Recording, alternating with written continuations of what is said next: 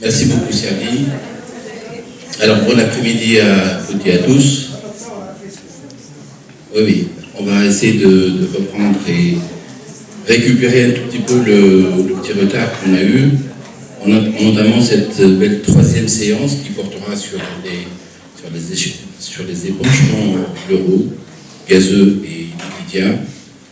Et sans plus tarder, je vais donner la parole à notre ami Sergi Raidi, qui va nous parler de la prise en charge actuelle du pneumothorax. Donc, le pneumothorax, c'est une pathologie qui est assez courante, où on a de nombreuses stratégies de prise en charge, que ce soit en termes d'options thérapeutiques ou de lieux de prise en charge du pneumothorax. Alors, dans les options thérapeutiques, ça va de l'abstention thérapeutique qu'on appelle traitement conservateur à un traitement interventionnel avec des interventions qui sont plus ou moins invasives, où on a l'exsufflation qui est mini-invasif, le drainage qui est invasif et puis la chirurgie qui est encore plus invasive. Et en ce qui concerne le lieu de prise en charge, ça peut être une prise en charge au cours d'une hospitalisation, comme ça peut être une prise en charge en ambulatoire. Et donc, nous avons besoin de recommandations pour nous guider dans ce choix des stratégies thérapeutiques. Alors, parmi les sociétés savantes qui ont publié des recommandations, on a la société américaine, mais ça date de 2001 et ça n'a pas été actualisé. On a la Société belge de pneumologie, ça date de 2005 et là aussi, ça n'a pas été actualisé. On a la Société européenne qui a publié des recommandations uniquement sur le pneumothorax spontané primaire en 2015. Ils ont promis une mise à jour en 2021, mais qui n'est pas encore publiée. Et on a les sociétés françaises de pneumologie, médecine d'urgence, réanimation et chirurgie thoracique qui ont aussi prévu de publier des recommandations en 2021, mais là aussi, ces publications ne sont pas publiées. Et finalement, et heureusement d'ailleurs, on a les recommandations de la BTS qui sont parues en 2010, et là, on a une mise à jour avec un draft qui est publié en juin 2022. Et donc, on ressent vraiment une hésitation et surtout une grande lenteur dans la publication des mises à jour, pour la simple raison qu'on a des niveaux d'évidence qui restent faibles. Et les raisons ici, c'est parce qu'on n'a pas assez d'études randomisées et contrôlées en matière de pneumothorax. Et là, on peut détailler les causes jusqu'à l'infini. Les principales causes, c'est que c'est une étude interventionnelle, il n'y a pas de médicaments, donc il n'y a pas de sponsor finalement. C'est des actes qui sont réalisés en situation d'urgence, donc c'est difficile d'avoir l'investigateur sur place pour le consentement, pour la randomisation et pour éventuellement effectuer un geste s'il est indiqué. Et la deuxième barrière, c'est qu'on a encore plusieurs inconnus malgré que la pathologie est assez fréquente. On ne connaît pas encore les mécanismes de fuite de l'air. On ne connaît pas les facteurs prédictifs de récidive, ni les facteurs prédictifs de pneumothorax persistant et de fuite persistante d'air. Alors, sur le plan pratique, quand on est devant un patient qui présente un pneumothorax spontané, les critères de choix des stratégies thérapeutiques sont de 3 ordres. Le principal critère, c'est bien sûr la tolérance, évaluée essentiellement sur la clinique. Ça va être l'état respiratoire et le retentissement hémodynamique. Il y a en deuxième lieu l'étiologie du pneumothorax, primitif ou secondaire, et puis la taille du pneumothorax qui compte beaucoup moins et qui prend de plus en plus moins de place dans la prise en charge du pneumothorax. Alors bien sûr, là c'est évident, quand on a un pneumothorax avec un retentissement hémodynamique ou une hypoxie importante, on a une seule stratégie thérapeutique qu'on est obligé d'adopter. Il faut hospitaliser et drainer, et là, c'est les rares cas où on va bénéficier de l'avantage des drains de moyen calibre et pas du tout de gros calibre qui n'ont plus d'indication dans le pneumothorax. Ces avantages, c'est le fait de pouvoir évacuer une plus grande quantité d'air de façon continue avec un risque faible d'obstruer le drain. Mais il faut savoir que cette situation est quand même très rare dans le pneumothorax spontané. Généralement, c'est l'apanage des malades en réanimation qui sont sous ventilation mécanique ou qui bénéficient d'une réanimation cardio-respiratoire ou qui ont un pneumothorax traumatique. Alors, le deuxième critère, c'est l'étiologie du pneumothorax. Et classiquement, on oppose le primaire au secondaire. Le primaire, c'est quand on n'a pas de maladie respiratoire sous-jacente. Le secondaire, c'est quand on a un poumon qui est pathologique. Sauf que cette classification, elle est vraiment très ancienne et elle date du début du XXe siècle, à l'époque où l'étiologie la plus fréquente du pneumothorax, c'était la tuberculose. Mais maintenant, les choses ont changé. Maintenant, l'étiologie la plus fréquente du pneumothorax, c'est bien l'emphysème et la BPCO.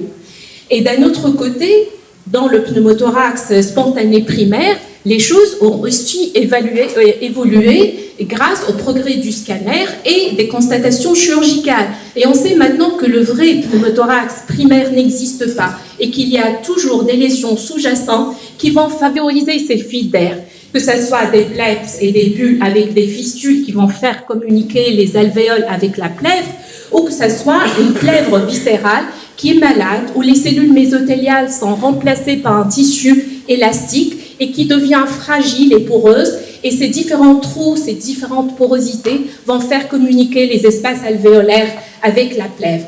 Et donc, on se retrouve avec un spectre étiologique qui est dominé par l'emphysème. On a des lésions qui sont assez prononcées dans le secondaire et des lésions qui sont minimes, subtiles dans le pneumothorax primaire et des limites entre les deux qui restent un peu floues. Donc c'est une classification qui devrait être revue pour mieux standardiser les prises en charge parce que, comme on va le voir, la prise en charge du secondaire est complètement différente du primaire.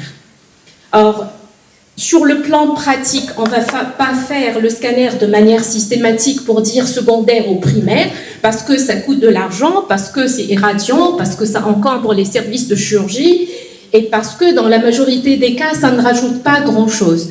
Alors, on va considérer que le pneumothorax est secondaire quand on a une maladie sous-jacente qui est déjà connue ou qu'on suspecte sur la radiothorax, et aussi chez tous les sujets qui sont âgés de plus que 50 ans et qui ont une histoire de tabagisme important, même si la radio du thorax est normale, parce que le risque d'emphysème est important sur ce terrain. Maintenant, pour la taille du pneumothorax, il y a une discordance, il y a une non-équivalence entre les différentes définitions, mais heureusement, ça n'a plus d'importance parce que la taille du pneumothorax, c'est pas si important de ça. Ce qu'il faut savoir, c'est que la CCP tient compte de la distance entre l'apex et la coupole, alors que la BTS tient compte de la distance interpleurale à la hauteur du I. Et la société belge classe le pneumothorax en total ou partiel, selon que le poumon est décollé sur toute sa hauteur ou pas. Alors, je vais commencer par le pneumothorax spontané primaire, parce que c'est là où on a le plus de données et le plus d'études. Alors, dans le pneumothorax spontané primaire, la stratégie thérapeutique la plus ancienne, c'est bien le traitement conservateur, c'est-à-dire l'abstention thérapeutique. Et les fondements de cette stratégie sont vraiment simples et logiques. Dans le pneumothorax spontané primaire, les symptômes sont minimes ou absents, et le pneumothorax sous tension est vraiment exceptionnel. La deuxième chose la plus importante, c'est quand on laisse les penchements gazeux et qu'on laisse le poumon collaber, ça va aider à la fermeture de ces différentes brèches et ça va aider à la cicatrisation et à leur fermeture.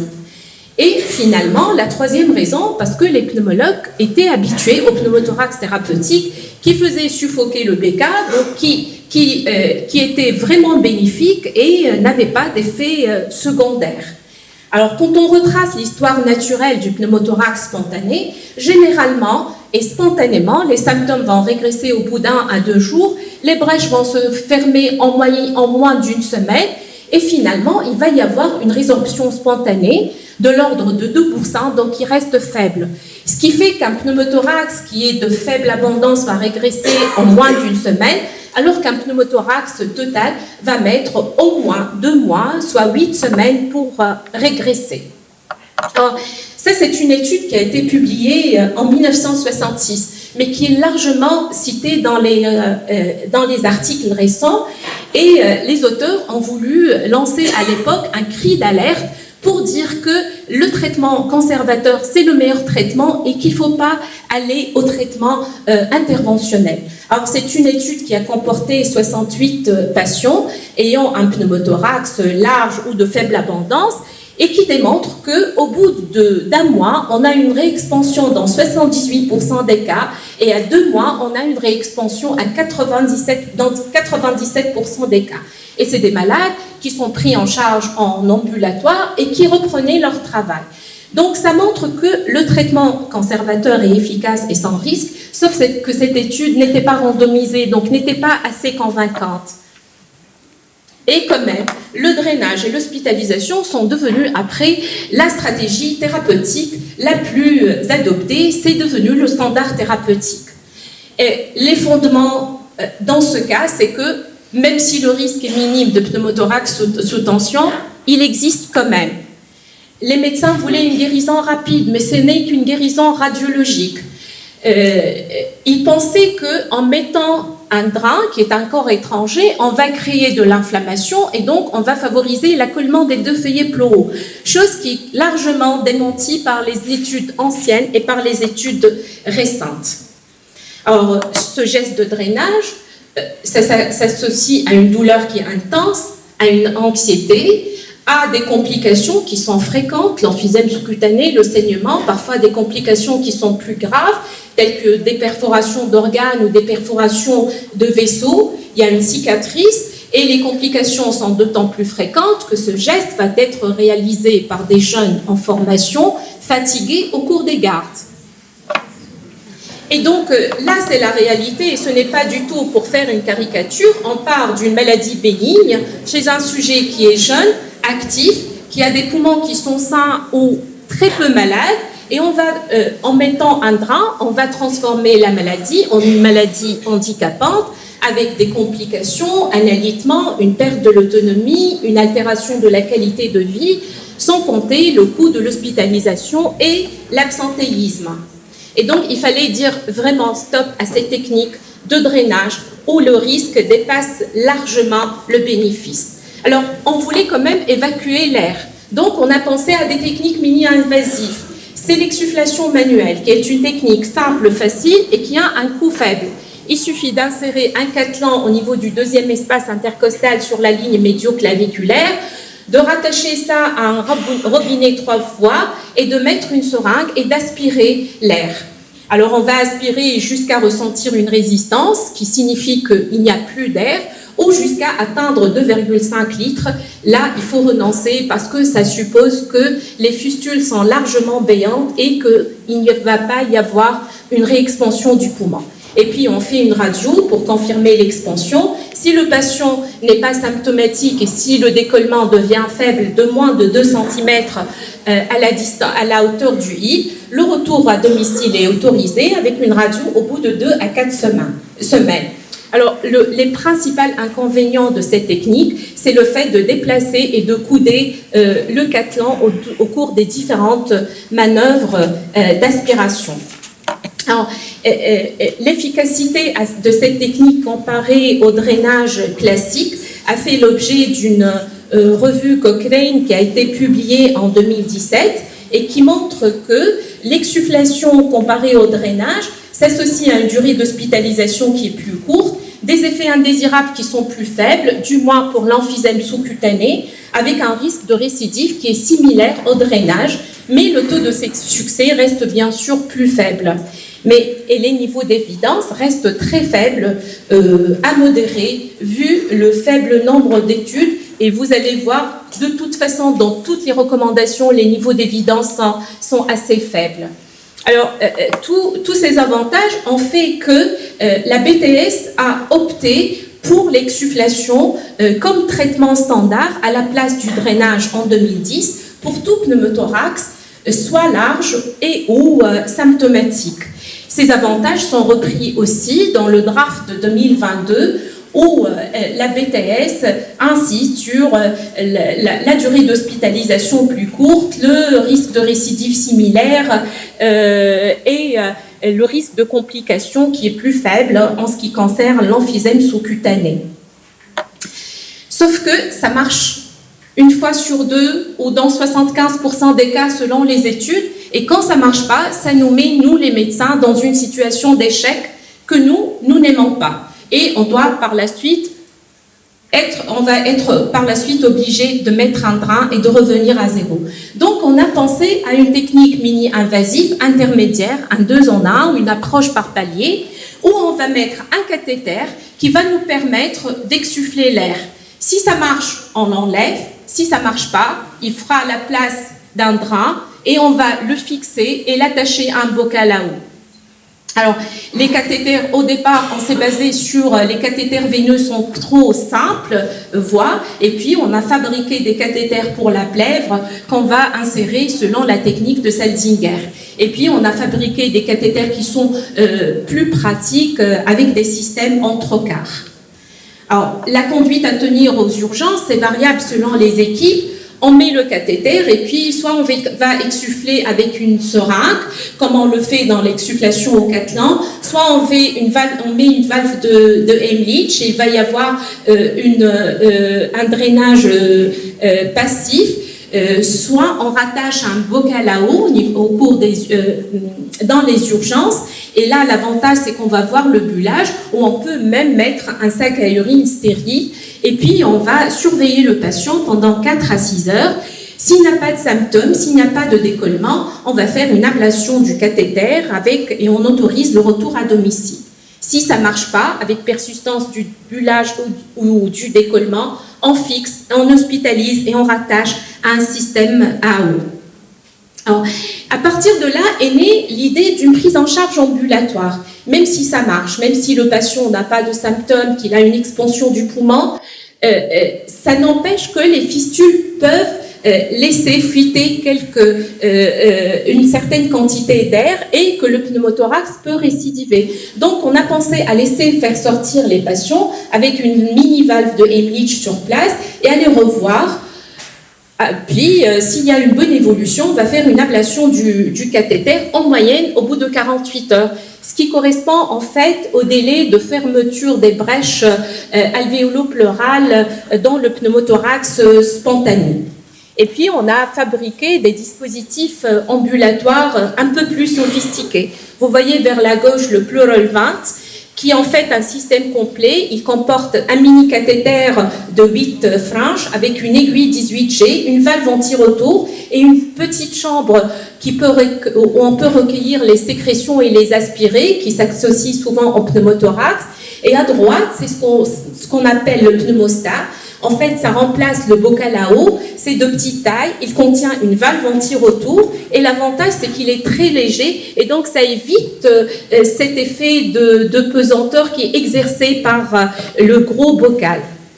Alors, ce traitement ambulatoire dans la prise en charge du pneumothorax spontané a fait l'objet d'une revue systématique publiée en 2013 et qui montre que le taux global de succès est de 85,5% et qui atteint 78% quand la prise en charge est ambulatoire, avec un faible taux de complications. Mais là aussi, ce n'était pas très convaincant parce que les niveaux d'évidence étaient faibles et il y avait uniquement 2 études randomisées contrôlées et les algorithmes qui ont été utilisés étaient variables selon les équipes. Là, on a la chance d'avoir cette étude randomisée contrôlée dont le protocole a été publié en 2019 et qui a été publié définitivement. Les résultats sont publiés en 2020. Et c'est une étude randomisée contrôlée multicentrique qui a comporté 236 pneumothorax spontanés primaires où on a comparé le traitement ambulatoire en se basant sur ce système de pleural vent versus traitement interventionnel. Et là, le choix est laissé au médecin entre exsufflation ou drainage. Alors, l'objectif primaire, c'était de démontrer que la prise en charge ambulatoire réduit la durée d'hospitalisation durant le premier mois après la présentation initiale du patient. Les critères d'inclusion, c'était un pneumothorax large et ou symptomatique chez des sujets de moins de 55 ans. Et j'insiste là sur les critères de sortie des urgences, puisqu'on va discuter par la suite la faisabilité de ce traitement dans notre contexte. Les critères de sortie des urgences, c'est la stabilité clinique, c'est l'absence d'augmentation de la taille du pneumothorax, l'absence de nécessité d'oxygène, l'autonomie et surtout, j'insiste sur instruction écrite et la présence d'une tierce personne à domicile qui va s'occuper du patient parce qu'en cas de complication, il doit arriver rapidement à l'hôpital. Alors, on a fait un suivi, d'abord tous les jours pendant les 4 premiers jours. Si le pneumothorax persiste au bout de 4 jours, c'est la chirurgie. Et puis, le suivi a été prolongé à 1 an pour voir les récidives. Voici les résultats. L'étude répond à son objectif principal. La durée d'hospitalisation est significativement plus basse dans le traitement ambulatoire, mais il y a un problème. Les événements indésirables sont plus importants dans le bras ambulatoire et les effets indésirables sévères sont exclusivement vus dans le bras ambulatoire. Mais il faut être vraiment prudent dans l'interprétation des résultats parce que dans la méthodologie, un effet indésirable sévère était défini par, bien sûr, le décès du patient ou la nécessité d'hospitalisation. Or, dans le bras interventionnel, insufflation et ou de drainage, l'hospitalisation était permise et ce n'était pas considéré comme un effet indésirable. Et d'un autre côté, parmi les 14 effets indésirables sévères, 8 étaient liés à un mauvais fonctionnement du dispositif d'exsufflation, notamment un déplacement, une obstruction, une coudure ou une fuite autour du système. Et donc, finalement, les auteurs voulaient le dire, mais très doucement, c'est en fait le faible calibre du cathéter de type 8F qui a été à l'origine de ces complications et que peut-être si on utilise un autre cathéter 12F par exemple, on aura moins de complications. Alors en 2022, la BTS rapporte ses avantages du traitement ambulatoire en termes de réduction de la durée d'hospitalisation, en équivalence dans le risque de récidive et de réhospitalisation et de nécessité d'un autre geste pleural et des complications. Il ne considère pas que c'est significatif et que c'est... ils considèrent que c'est largement, peut-être, ils ne le disent pas, mais je pense qu'ils considèrent que c'est largement lié au faible calibre du cathéter. Et ils insistent sur le fait que pour faire adopter ce traitement, il faut qu'il y ait, il faut que le service ait une expertise dans ce genre de prise en charge. Il faut qu'il y ait des filières de suivi. Il faut que le malade soit bien accompagné chez lui. Et bien sûr, à la fin, il insiste aussi sur le fait qu'il doit y avoir une coordination entre le service d'urgence, le service de pneumologie et le médecin de famille. Donc, c'est une filière de soins qu'il faut vraiment tracer pour adopter ce traitement. Alors, ce qui est nouveau aussi dans le pneumothorax spontané primaire, c'est cette étude qui vient d'être publiée en 2020 aussi, et dont le protocole a été rédigé en 2016, et qui a comparé le traitement conservateur versus drainage. Alors là aussi, c'est une étude randomisée contrôlée, 316 pneumothorax âgés de moins de 50 ans qui ont été suivis pendant 1 an. Et là, les hypothèses étaient vraiment très optimistes au départ. Alors on a prévu que la résolution radiologique complète du pneumothorax va être similaire à 8 semaines dans les 2 bras. On a prévu que les symptômes vont régresser beaucoup plus rapidement parce qu'il n'y a pas de drain, donc il n'y a pas les complications du drain, il y a une meilleure satisfaction du patient, il y a une fermeture des brèches, donc il n'y a pas de risque de fuite persistante d'air.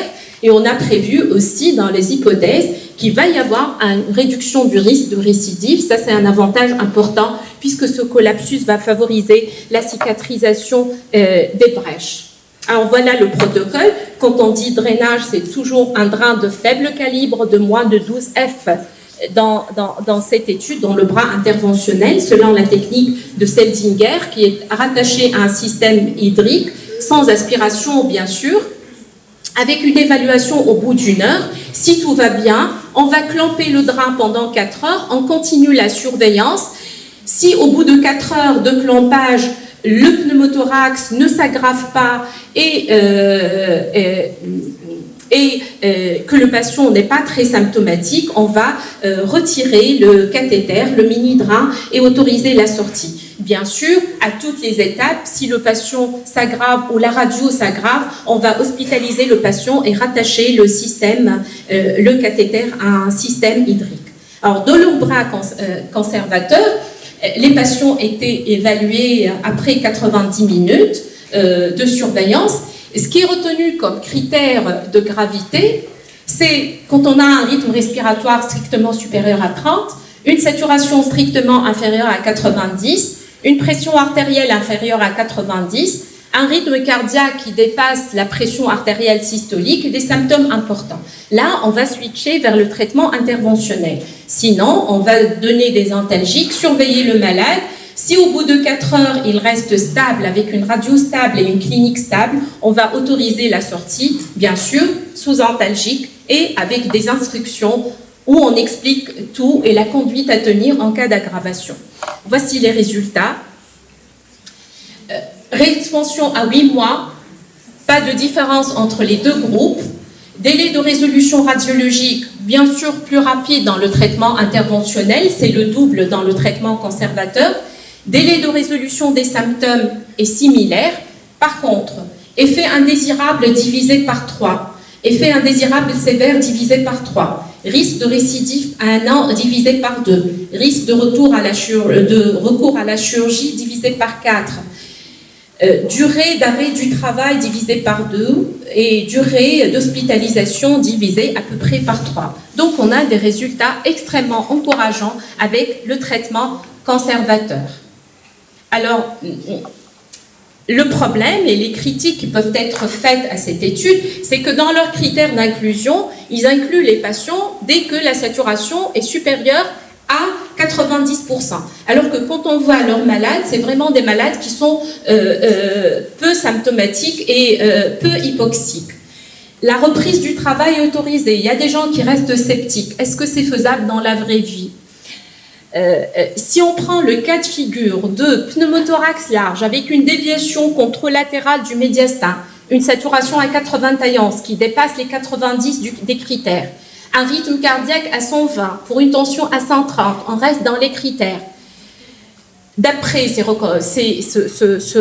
cette méthodologie, il y a une possibilité de traitement ambulatoire si le patient reste stable au bout de 4 heures de surveillance.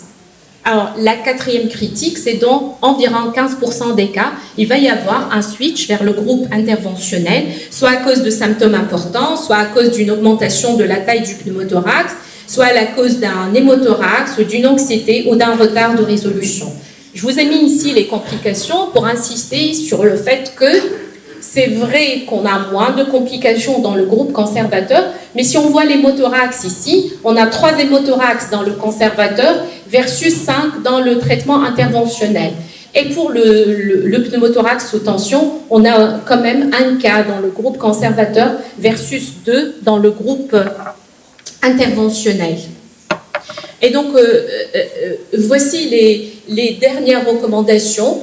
Le traitement conservateur raccourcit la durée d'hospitalisation, il réduit le risque de récidive du pneumothorax, il réduit le risque de complications. Il est actuellement recommandé dans le pneumothorax, indépendamment de sa taille, la taille du pneumothorax n'a plus d'importance quand il y a peu de symptômes ou quand le pneumothorax est asymptomatique.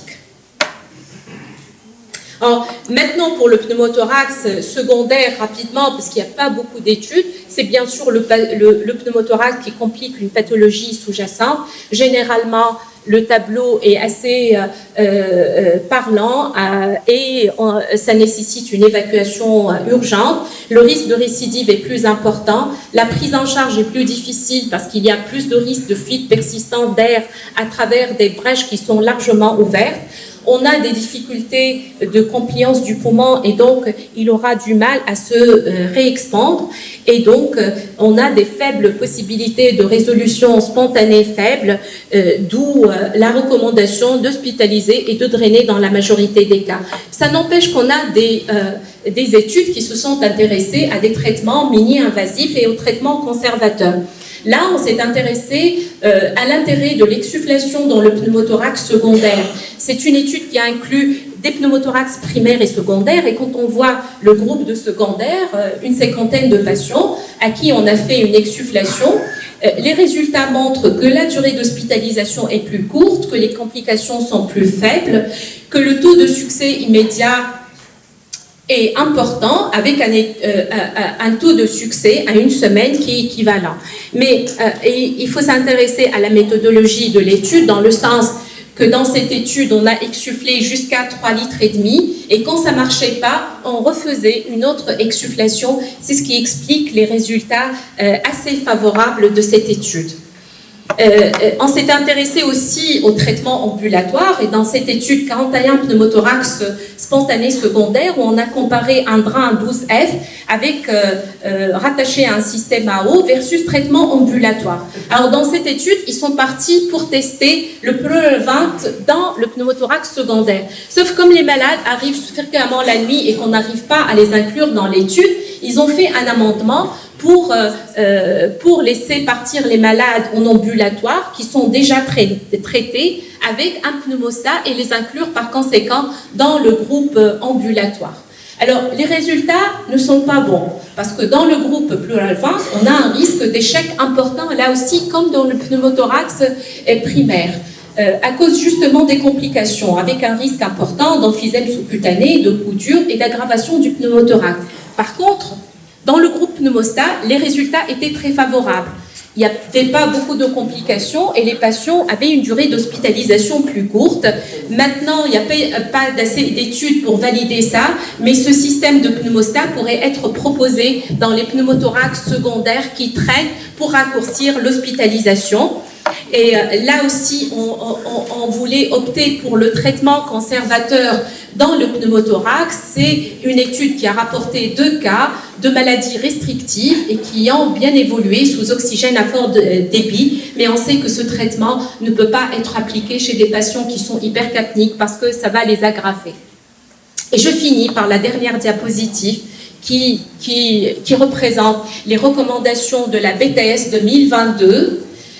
Où les principaux points nouveaux, c'est que la taille du pneumothorax n'est pas importante, sauf pour les pneumothorax de faible abondance, pour discuter si on peut faire un geste invasif ou pas, si on peut rentrer dans la plèvre sans toucher le poumon.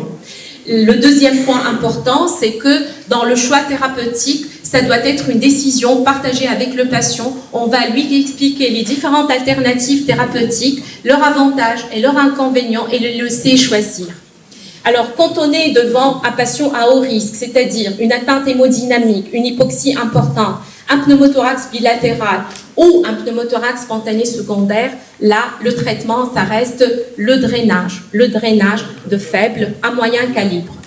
Dans le cas où le pneumothorax est asymptomatique, quelle que soit sa taille, c'est le traitement conservateur. Dans le cas où le patient est symptomatique, on va voir la taille du pneumothorax. S'il est de faible taille, on ne va pas intervenir. Si la taille est importante, on va prendre la décision avec le patient qui va choisir entre l'abstention, le traitement ambulatoire ou l'exsufflation. Et bien sûr, en cas d'échec, on va passer au drainage. Et donc, je termine et je laisse la discussion pour voir quel est le degré de possibilité d'application de ces recommandations dans notre contexte. Merci. Merci Hedia de nous avoir présenté la chose en termes de recommandations. On s'est toujours demandé à quel point il serait évident et facile pour nous de pouvoir suivre des recommandations. On sait tous que la prise en charge d'un pneumothorax, en Tunisie en particulier, peut dépendre même du matériel dont on peut disposer. En tout cas, s'il y a des questions dans la salle.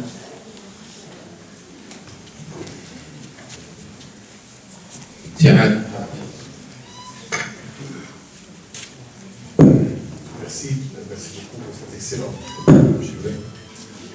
conférence. Moi, j'ai en fait, quand l'appliquer chez nous, je pense que c'est possible, c'est très facile. On n'est pas obligé d'utiliser ce matériel.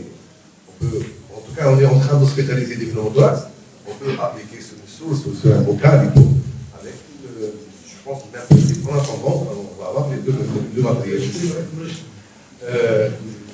La question qui est, est-ce que vous avez une explication comment que les récidives sont plus fréquentes quand on a un traitement conservateur par rapport au traitement interventionnel?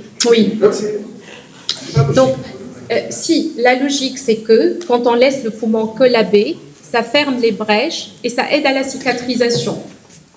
Ça se ferme, alors que quand il y a une réexpansion du poumon, les brèches vont s'agrandir. Et les études le prouvent, quand on ne traite pas, quand on n'évacue pas l'air, le risque de récidive est moins important. Alors que quand on met un drain, on exsuffle ou on met un cathéter, on a un risque de récidive similaire. vous avez donné l'air dans les deux cas, Dans le traitement conservateur, où on ne va pas évacuer l'air, le poumon reste collabé pendant une certaine période, donc ça permet de fermer les fistules et aider à la cicatrisation. Alors que quand on évacue l'air, le poumon va se réexpandre et les brèches vont s'ouvrir.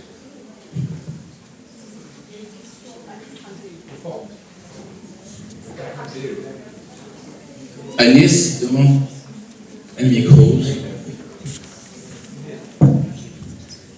Et Agnès بعيد عليك فينا بالبقى.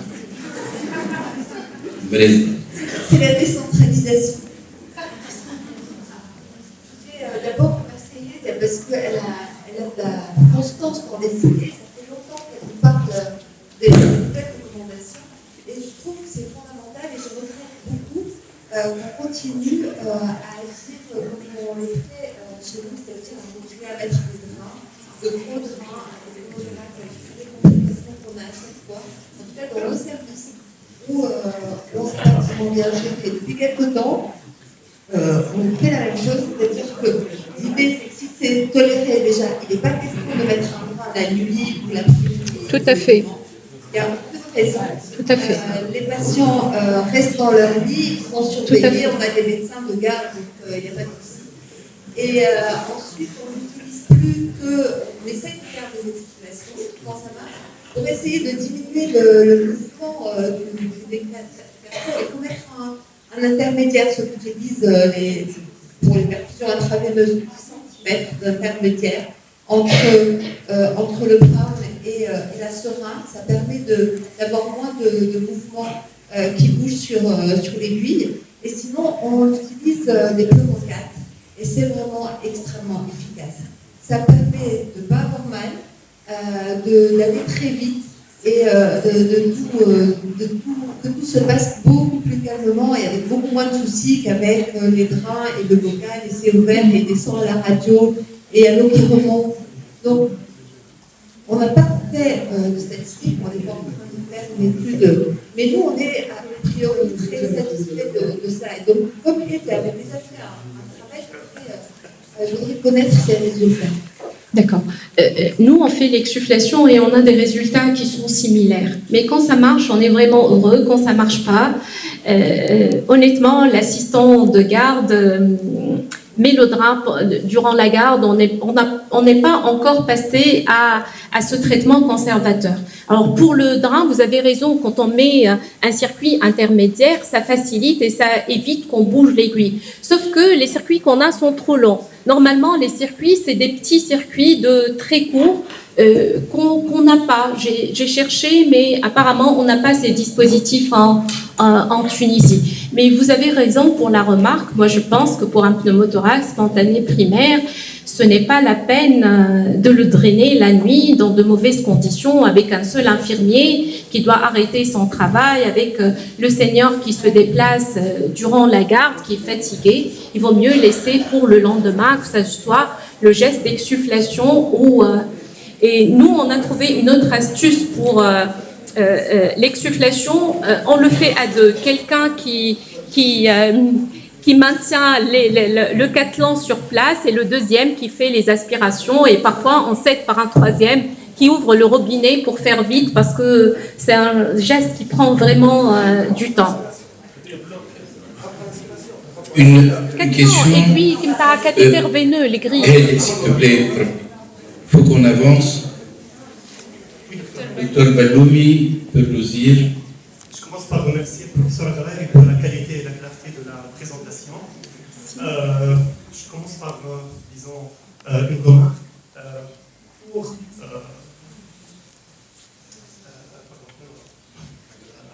Professeur Hamdi, oui. Justement, vous savez qu'à l'Ariana, il y a un essai prospectif qui compare le drainage versus l'exsufflation-aspiration à l'aiguille pour les premiers épisodes de pneumothorax spontané primitif bien toléré. D'accord. Et jusque-là, il y a des résultats préliminaires qui ont été publiés, je vais en faire part. Mais sinon, concernant le matériel qu'on utilise, on utilise justement les moyens là qu'on a. Pour l'exsufflation, aspiration à l'aiguille, on utilise l'aiguille. Le cathlon gris. L'aiguille, voilà, orangée plutôt, 14 gauche, liée à une tube. Le gris, c'est mieux. Et à une source d'aspiration très douce. D'accord. Et jusque-là... Normalement, il faut éviter l'aspiration parce que ça expose un pneumothorax à un OAP avec UO. Il vaut mieux aspirer par l'aiguille ou laisser... Une aspiration moins 12, moins 20 cm d'eau. Vous utilisez un pleurocathéter? Non. La voie d'abord orangée, c'est ce qu'on utilise. Parce que le pleurocathéter, les inconvénients du pleurocathéter, c'est que l'aiguille est vraiment traumatisante. Elle est longue et traumatisante. Donc, c'est le cathlon. L'aiguille, oui, le cathlon, oui. Si vous voulez, une question courte, des réponses courtes, si on veut avancer. D'accord. Il y a en fait un problème pour l'inclusion. Ces cas arrivent la nuit, justement. Et là, c'est l'occasion pour renoncer à l'appel pour tous les gens de l'Ariana qui sont présents, parce qu'il y a des cas qui viennent pour le premier épisode de pneumothorax spontané primaire, qui doivent être exsufflés et qui sont drainés, alors que moi, je suis partant. Moi, je veux vous raconter, pour l'étude du traitement conservateur, quand ils ont commencé la méthodologie de l'étude, il y a un participant qui disait on n'a pas à signer un consentement pour le traitement conservateur. Il faut le signer dans le bras drainage parce que c'est là où ce n'est pas le traitement de référence et c'est là qu'on expose le patient à un risque d'effet indésirable. Pour cette étude, tout le monde signe. Docteur Balloumi, s'il te plaît, il faut qu'on avance. La parole, si M. Dossir. C'est pour dire que jusque-là, il y a une non-antériorité entre les deux cas. Donc, ça fait très bien, merci. Monsieur, tu as le micro. Peut-être avec quelqu'un. Une question très courte. Première question. En laissant, par rapport au traitement conservateur, il n'y a pas eu de problème après pour la réexpansion, laisser traîner surtout pour le pneumothorax large et total? Non. Non. D'accord. Les rares complications, c'est les complications qu'on a vues qui restent plus basses que dans le traitement.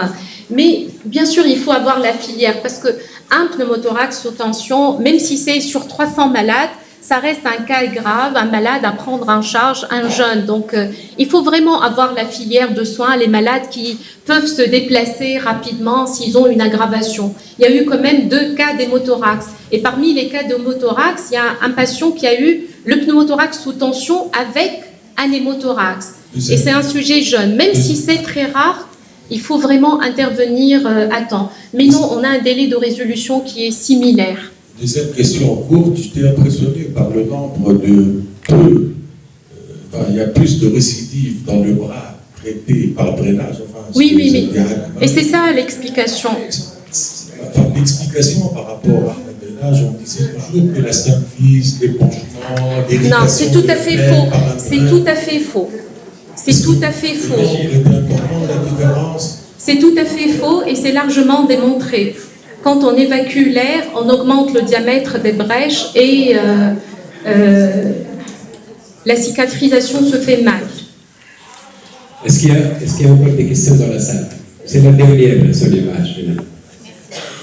Merci pour cette excellente présentation. Je voulais te demander si l'échographie, en fait, si elle est disponible aux urgences ou bien dans le service de pneumo, serait couplé donc à ce traitement conservateur donnerait peut-être de meilleurs résultats, ça permet de bien Non, évaluer l'abondance. ça n'a pas d'intérêt dans le sens où la taille du pneumothorax n'a plus d'importance. On ne tient, ça pose problème quand le pneumothorax est de faible abondance pour dire si on peut intervenir ou pas. Et là, on a besoin de l'écho, éventuellement du scanner, pour voir quand le pneumothorax n'est pas large et qu'il est mal toléré, pour voir où est-ce qu'on peut passer pour évacuer l'air. Mais dans le total, ça ne change pas la conduite.